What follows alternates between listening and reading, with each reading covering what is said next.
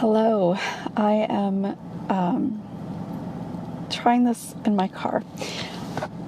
You've probably heard me say that I have moments when I feel inspired or something comes to mind, but I'm not in a place where I can just pop on and do a video, so I make a note to do it later, and then I don't do it later. So this time, I thought I would go ahead and do it while I'm in my car, because that's when these ideas tend to come to mind. So, I am actually getting ready to go into Starbucks to do some work, because I'm having some stuff done at my house. So I was on my way to Starbucks to get some work done, and I thought about something and just decided to go ahead and do this video. Hi Diane, welcome. Hi everybody. Please say hi. I'd like to know who's here. It's not showing me necessarily who's here, so if you are coming on, I'd love to know who's watching, who's enjoying this sunshine with me, this heat. So anyway, some reflections on self-acceptance, shame, and connection. So if you saw my video last week on shame, I don't remember at what point during the video. Hi, Becky.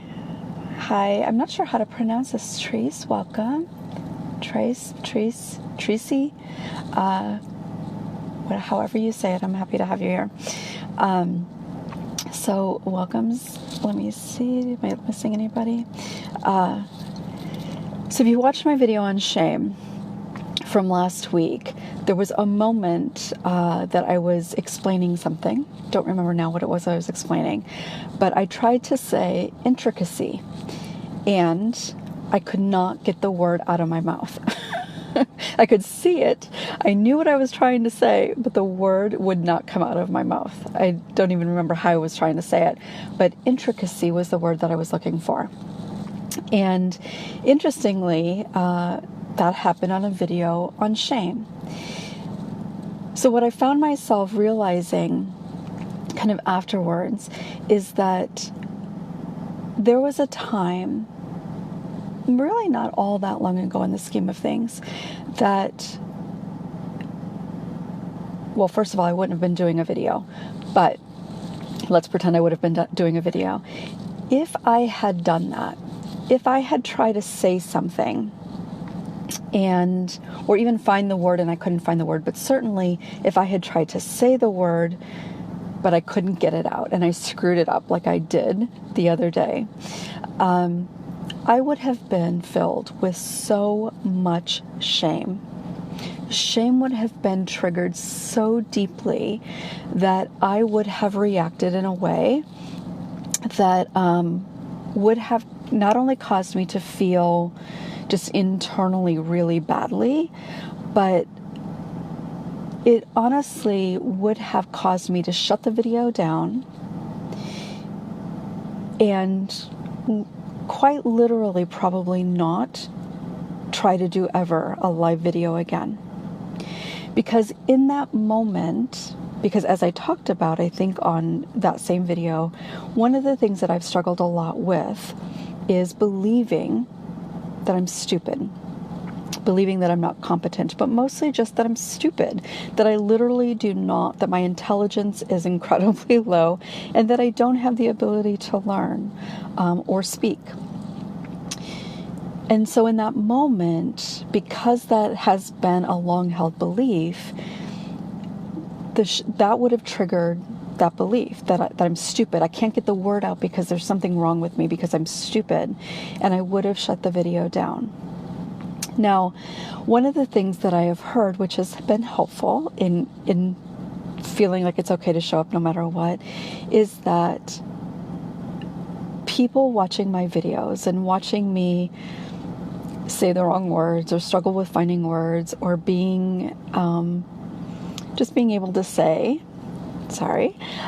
being able to speak in a way that is very real, even when I get it wrong, that they find that kind of appealing in some way, even if they're not quite sure what it is. But sometimes it's because, or they recognize that I'm human and I can show up anyway, and that I can make a mistake and it be okay, that it doesn't have to cause me to kind of shut down, or that I can still show up. And so what was coming to mind then is that that's a clear example of how much healing I have been able to do, because not only did I feel like shutting the video down and never showing up again, but I laughed about it. I was able to acknowledge that I couldn't figure out what word I was trying to say and continue. And that's not an easy thing to do, because when shame is triggered, it causes us to want to desperately feel that we need to run away, that we can't be seen. So what I was thinking of today that made me decide to do this video now while I'm thinking about it is that the idea of being accepted, even being loved, not despite the things that we think are wrong with us, the things that we don't like, the things that we feel ashamed of, but because of them. So I want to say that again.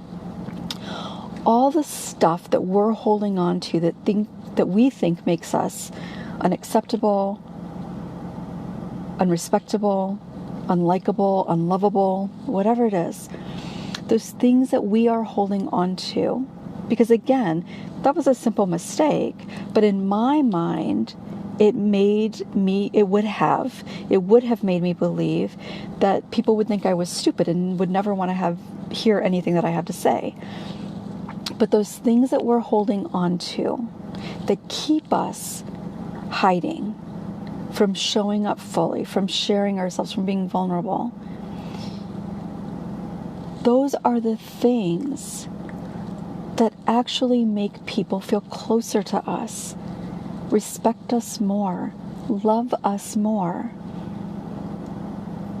Being human, making mistakes, not finding words, owning when we've made a mistake, all of those things, not being perfect, that especially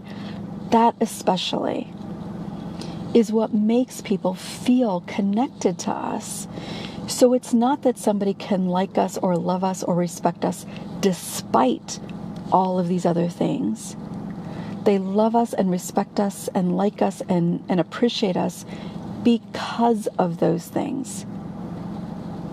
And that is true for everybody, no matter what it is that you're holding on to that makes you think that you're not likable or lovable. It really is. The things that draw people closer to us in an intimate partnership, in a friendship, as somebody who, the people that we listen to, that we value. If you think about the people out there in the world that you follow, whether it's somebody who isn't very well known or maybe it's somebody who's incredibly well known, but why do you follow them? You don't follow them because they're perfect. You follow them because they're real. You follow them because they speak about the things that are on their heart and in their mind that you relate to. And my guess is generally they do it from a very real place. You might follow people that look like they've got it all together and seem perfect, but how do you really feel when they share? How do you feel when you leave their page? How do you feel after they do a live where everything is just perfect? You probably compare yourself in some way. You think, oh, I wish I was like that.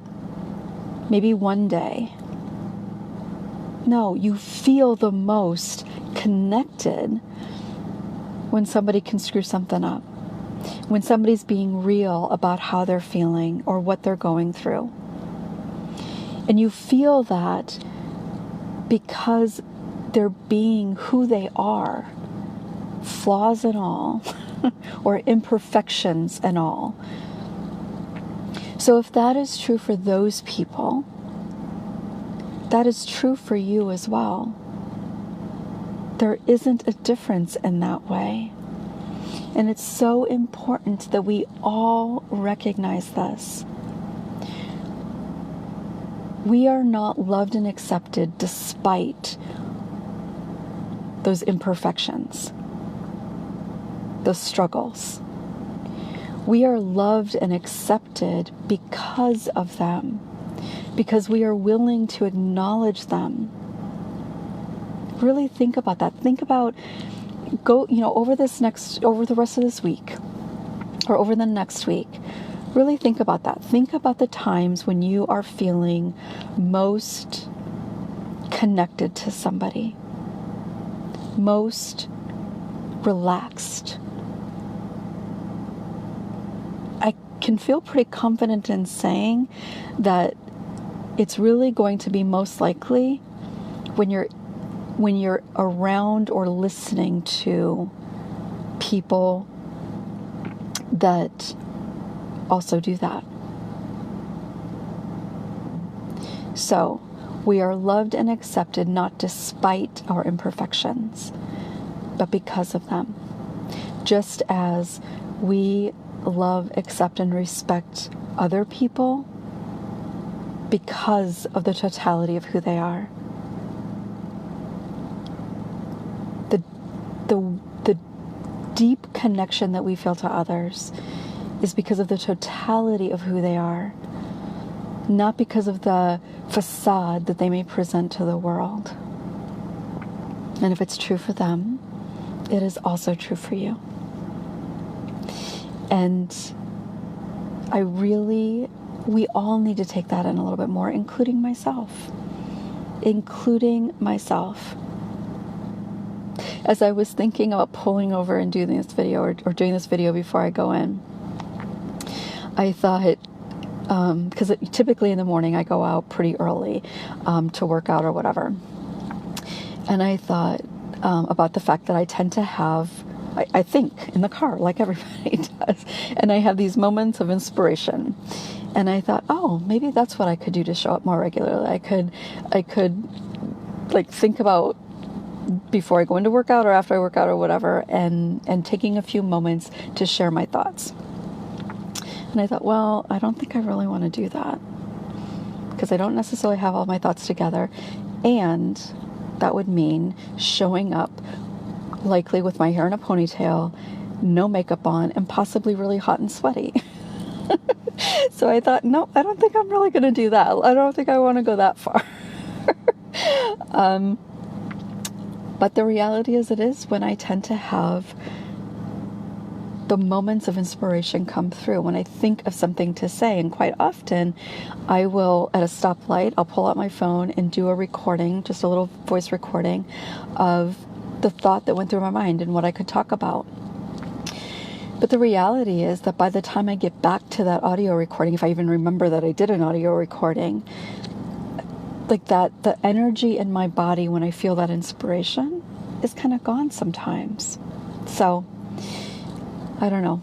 Maybe you'll see me show up a little bit more in a ponytail and no makeup. I don't know, but I'm not going to promise anything. So I just want to go through here and see what I have. Hi, everybody. Hi, Jacqueline. At 50, still feeling like this. Yeah, I feel ya.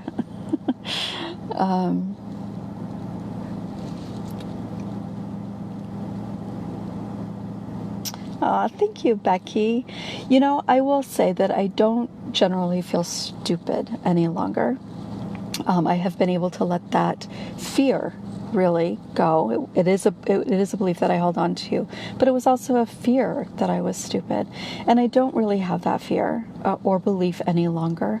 But I can tell you that when I'm feeling vulnerable,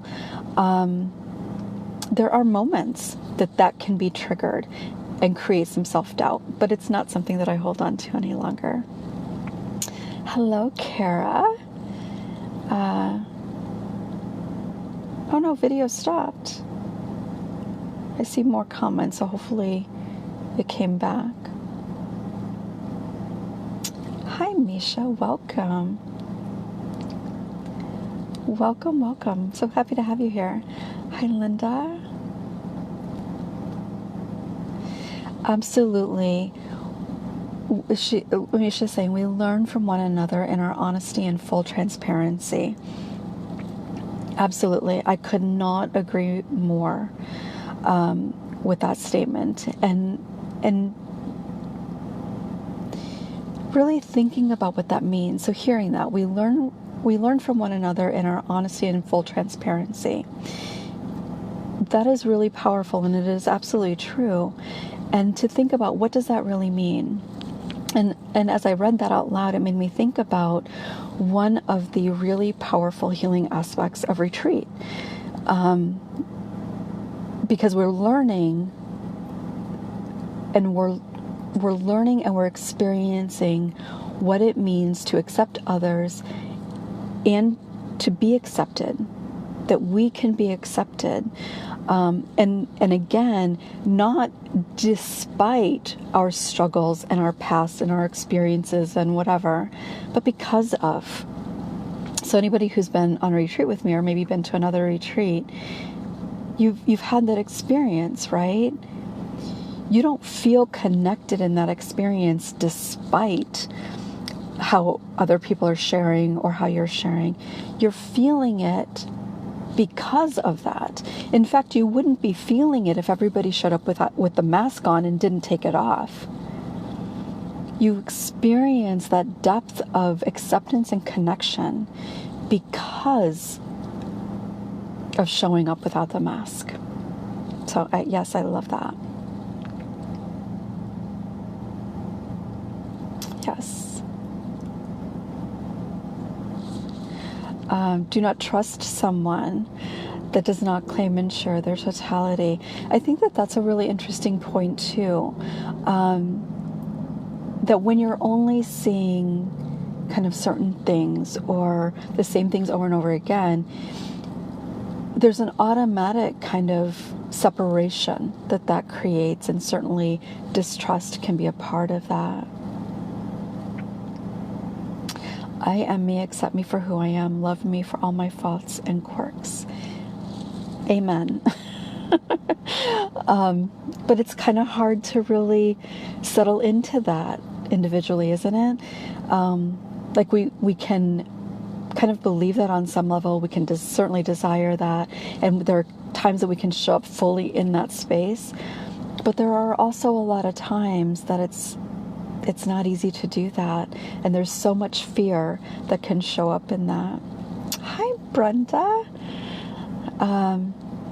So that was my reflection for my morning, for my car ride into Starbucks today. So just thought I would share, and it's great to see everybody. It's still morning here in Arizona, but I'd love to hear your thoughts. If you're watching this on replay, please #replay. Let me know that you are watching. And let me know your thoughts as well. The more that we can, I think that social media has done a huge service to so many of us in many ways. But I think that it also, in many ways, has created a significant disservice to us as individual people and how we feel about ourselves, for a lot of different reasons. And I recorded a podcast recently for entrepreneurs, I think mostly like digital entrepreneurs, but we were talking about kind of the ideas of success that are out there, and that social media can really kind of wreak havoc for people that are trying to build a business and put themselves out there, because it's kind of hard to build a business without using social media. But how do you build a business authentically using social media without, or while those fears and uncertainties are kind of getting in the way often? But I thought it was a great interview, and we'll be sharing that when it comes out. But one of the things that I talked about, like an idea of success, and I don't remember the context necessarily of that specific piece. But one of the things that I talked about was that the true success, and this is true not just for business, but as a human being, I think. And if we can be successful, feel successful as human beings, I think that goes a really long way in being successful as a business, especially a small business as well. But one of the things that I said is that true success really ultimately comes from, and I don't remember exactly how I said it, but something along the lines of actually fully knowing who you are and what you are and what you desire.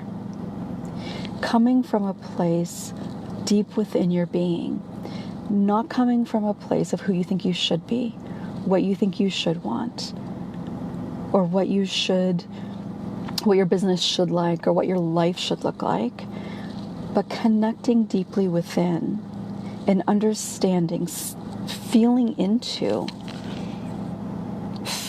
within yourself who you are. Not getting caught up in all these ideas of what you should be, how you should feel, what you should think, what you should be doing with your time, what your body should look like, what your relationship should look like, whatever. But just connecting deeply within so that we can honor, this goes back to another video last week, but honoring our truth and what that means for us. Honoring who we are, what we are. And when I say what we are, it's kind of like our characteristics, our strengths, honoring all of that. Our strengths do not have to be what somebody else's are for us to be as equal or as deserving as them. And we have different strengths.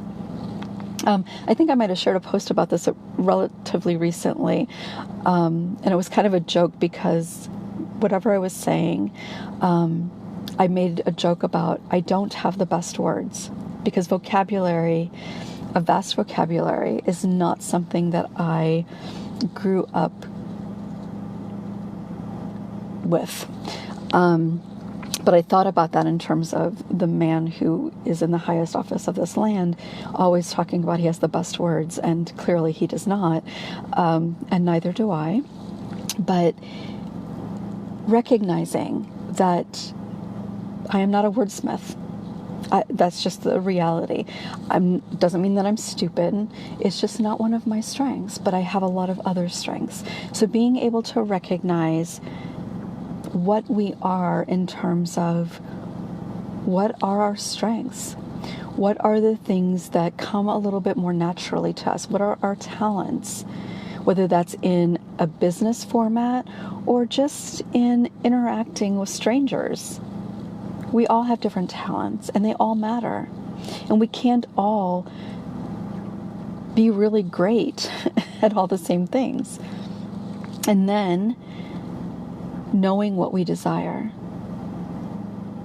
based on what feels right for us, not because it's what somebody else thinks that we should desire, not because it's the epitome of what our life should look like.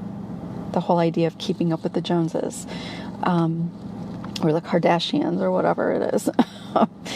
That what works for somebody else isn't going to work for you. And so much of what we see on the internet and on social media isn't real, and it's not realistic for how the average person lives their daily life. So being true to yourself, recognizing that people love you and accept you because of who you are, because of all those imperfections, because of those quirks, because of those missteps, and being able to own them, not despite any of them. And that's when we can let ourselves really feel into that, there are pretty big shifts that happen.